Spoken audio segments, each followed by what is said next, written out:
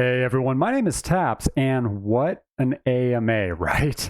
There were over 2,000 people on the Twitter Spaces with Ecomi and Veve's AMA to celebrate the one-year birthday of the first drop on Veve. This was no doubt an extraordinary AMA where Dan and David dropped some incredible information and updates on what's upcoming and tons more on the Master Collector program, staking, gamification, and more. Now, the AMA was over 2 hours long, so in this video, I'm going to be going over the key highlights, which are important. All I can say is I hope you've paid attention to some of my past videos and have been scooping up OMI and Veve NFTs because both are getting strapped to the rocket as we speak, and the destination, the moon. As always, if you're new to the channel, welcome to the community and feel free to subscribe. I'm a crypto stock and real estate investor, but never a financial advisor. Happy one-year birthday, Veve. Thank you for all of the hard work that you and your team do, for the happiness that you bring. I am so happy to have been collecting and investing, engaging with the community, and presenting information on this incredible company for so long. Now let's get into this cluster of incredible highlights that were absolutely stellar. The first thing they did right away was addressed the bots, which have been brought up time and time again. There have been some videos that have come out and they said they have been aggressively tackling the bots issue. They still stand by the fact that there is a very small percentage of bots on the overall user base and that you will never be able to get rid of all of them. And they actually referenced my video, which was this Ecomi, OMI, Veve NFT drop strategies and bots. Thank you for the shout out, Reese, and referenced the same thing I did, which was even people in the sneaker game like Nike, they can't get rid of the bots in their community and they've been around for decades. So bots are an issue, but it's a smaller issue than you think. Do they suck? Yeah. Are they there? Yes. So I'm happy that they did address it, but again, it isn't FUD worth losing sleep over. Next, they addressed Immutable. Why the delay? They said that they actually hit a snag with minting all the NFTs where they would have had to take the market offline for about 5 to 6 days, which to them was absolutely unacceptable because they want, again, us users to be entertained, to sell, to buy. So instead, it did drag the process out a little bit longer, but the reminting of the NFTs onto the new Immutable Ethereum 2 blockchain solution will be done the end of this week. And so keep a lookout for when they actually take the market down for roughly 3 to 4 hours, maybe a little bit longer, because that's when they'll be kind of going through the final back-end process of this phase with, of course, the migration coming after. And now on to the piece that was absolutely what stole the show, and that was more clarity, more depth to the Master Collector program, which we've been waiting for 7 months when it was first teased. And it was back then, I remember there was talked about, oh yeah, like you'll be able to eventually stake and you'll be able to use your collectibles in some way, but there was not a whole lot of content back then. But now they said they're putting the final touches on the article, so we should expect it in the next couple days to the end of the week. But the information they gave around this, you'll be receiving daily reoccurring points, and you've already been receiving reoccurring points based off every collectible you own, based off how many total sets you complete, every secret rare you hold, which to that point, I was actually in the marketplace watching things as they were talking about this. I watched the Season 2 Labbit secret rare shoot up from roughly around $500 all the way up to about $700. It might be still going. So there were people jumping in during the AMA, understanding how they can get their points up. And each day that you hold collectibles and sets and things like that are active in the platform, you're gaining points. This all goes towards your ranked Master Collector program level. And there are different tiers. So we've been asking for some form of gamification. This is it. They're putting a competitive edge into all of us. We're all going to want to be Master Collector highest tier or as high as we can get. We're all going to see how we're stack ranked against each other. We're all going to compare, oh, I'm rank 1147. What are you? Oh, I'm rank 1188. I'm coming for you. This is so exciting. And login activity matters. So if you go into the app and you kind of play around on this drop, but you haven't been in for 45, 60 days, you're losing points. You want to log in every single day. You want to spend some time in the app. So those who've been building out their showrooms, you're probably doing really well because I know those showrooms take forever having to do it mobile. And if you're an OG, like some of us who've been around since February, and even those who've been around longer, you've been just accumulating points on the back end without even realizing it. The Master Collector program is created to make stickiness in the app to encourage HODLing and not flipping. So while you've made a lot of money flipping, which is awesome, the points in Master Collector program is going to be rewarding those of us who were actually avid collectors and hodlers. And so if you remember, I did a video 3 days ago and I said, Ecomi OMI, prepare now for Veve Master Collector Program. Some of the comments on this were like, well, hey, the article's not out. We don't have enough understanding on this. During the AMA, I watched comics, commons shoot up. I watched secret rares shoot up. I even completed a set that I didn't really plan on doing during the AMA. So all this was happening while they were talking still. And that's why I wanted to get ahead of it before the article comes out, before there's full understanding and everyone is doing the same thing. And I said that in this video. You want to get ahead of these things before they happen. You'll be able to use these points on accessories and premium market listings, a drop lottery system where you can actually wager your points for a % of guarantee to get those drops. And with this comes level tier badges. And these are not it. This is just an example, but you can display these in 3D for flexing, I'm sure in your showrooms. And they said you even get points for certain badges. So I don't know if they said how many tiers there were going to be. I heard something around 20. But this system, can you imagine how difficult this was to build out with all of the things that are to be encompassed into it, with number of collectibles, number of sets, how many points you get per collectible?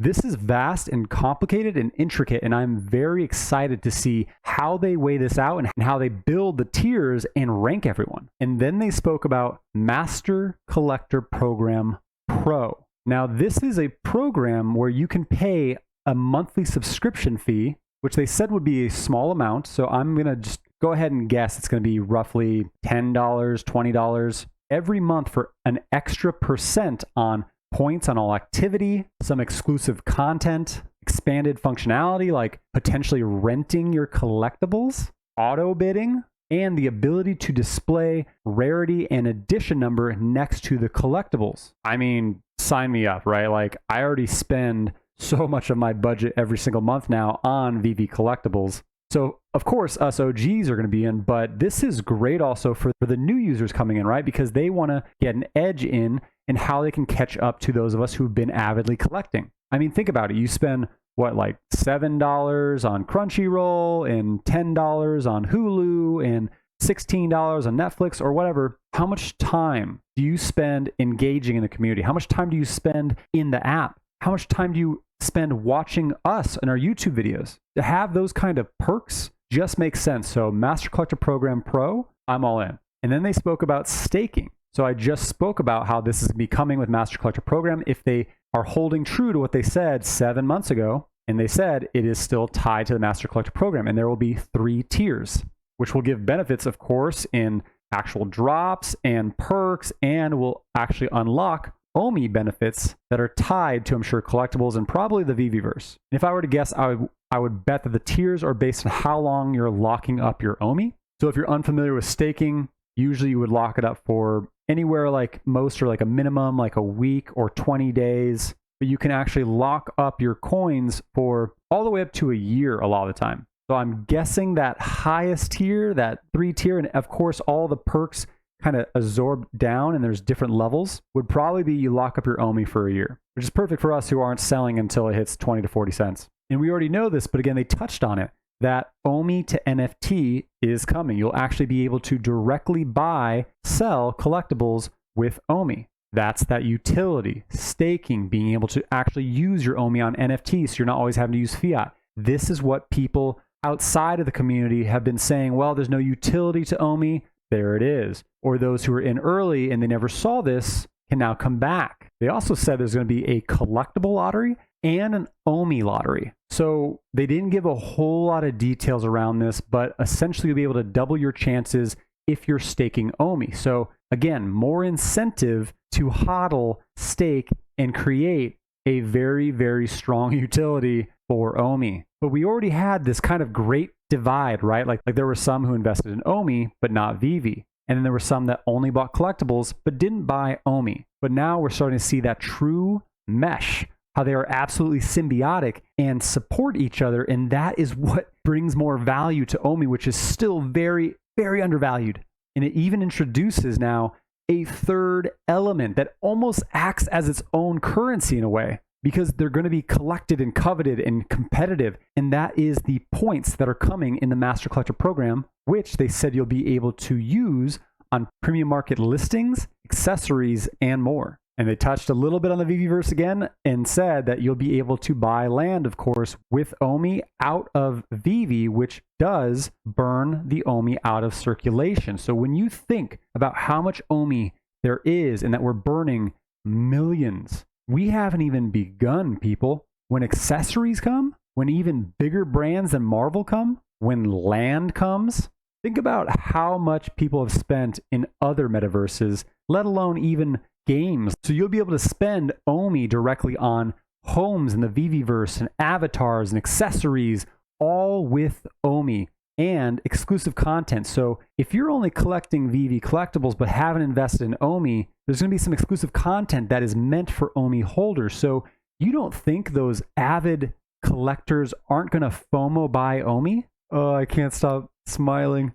So the entire idea is to align Master Collector Program and staking to reward collectors and OMI holders, not flippers. This is brilliant because it incentivizes people to not sell OMI or collectibles and simultaneously excites new users who are onboarding onto the platform. So as more awareness comes and people get excited about all these things happening and new exchanges and all that's eventually going to come, you now have all the people who have a lot built up in OMI and a lot built up in collectibles now wanting to hold because they have a bigger picture, so there's less selling. But you have all of these new users coming in. So if now less people are selling and everyone's shooting up and buying more, it's going to keep going. But what about MTL? You know, the money transfer license, the ability to cash out gems, which was addressed in the AMA. They said the two-way sync with the banking partners is now done. They said next week is the final testing, and then the following week, they're going to start inviting waves of people to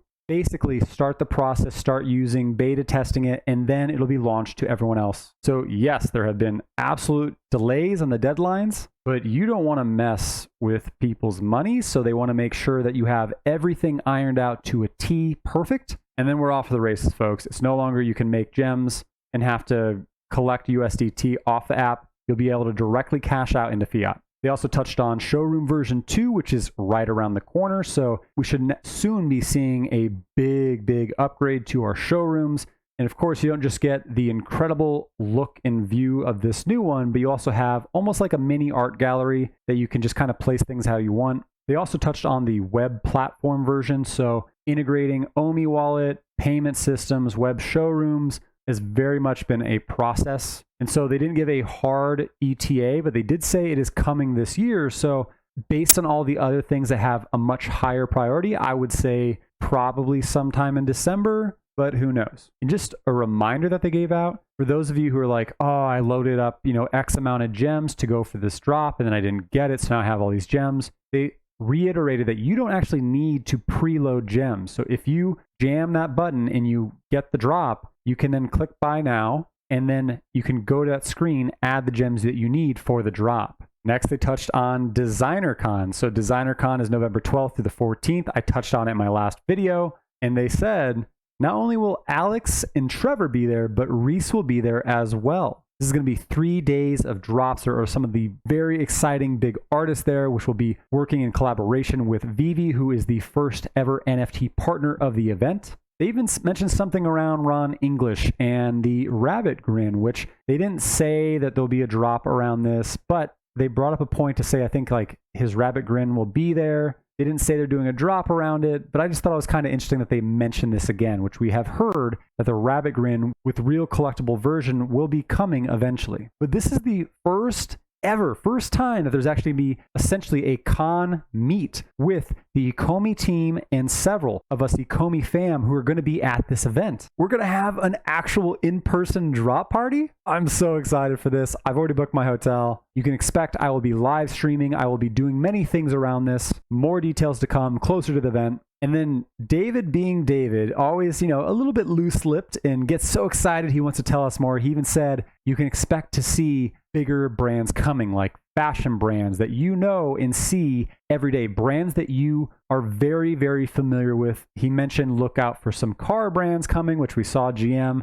We knew some information on West Coast Choppers earlier. But then he also said a brand of something that you drink every day. Now, he didn't say like water. He didn't say what kind of drink, but immediately my brain started going, what is one of the biggest brands of drinks in the world? And I immediately thought Coca-Cola. And I remember seeing last month, Coca-Cola NFT auction fetches more than 575,000. They did this big spinning bottle NFT thing, which was pretty cool. Man, I mean, if Coca-Cola did 575,000 on the first NFT drop with this jacket also that can be worn in Decentraland, there are plenty of brands who do a lot more than that with their drops. So can't wait to see what happens with whatever this drink brand that's going to be coming in the future. But David also said something big will be coming. Something big to Veve in due time that is special and a world first. Now, the bond ticket stub was a first, and they didn't preface that.